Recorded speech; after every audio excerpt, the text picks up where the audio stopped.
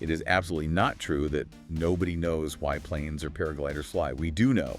It's just, as we said, multifaceted. It's engineering and physics, not magic. Exactly. Okay, so now that we've cleared the air on the myths, let's dive into those major theories you mentioned, the ones that explain the different parts. Where should we start? Bernoulli.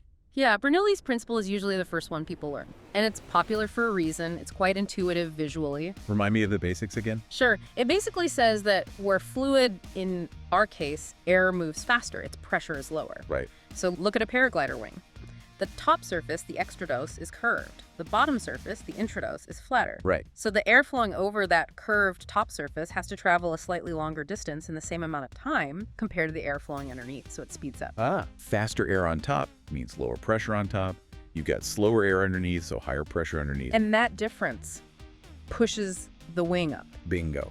That pressure difference creates the upward force lift. That makes so much sense visually. You can almost picture it. Is that why it's so useful for teaching beginners?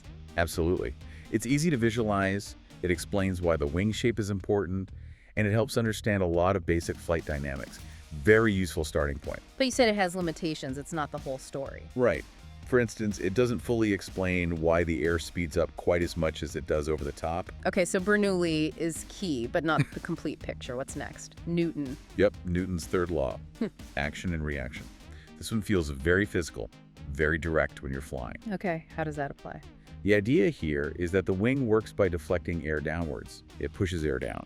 And the reaction, according to Newton's law, is that the air pushes the wing upwards. Okay. Like pushing off something. Exactly. Yeah. And you can really feel this when you're flying.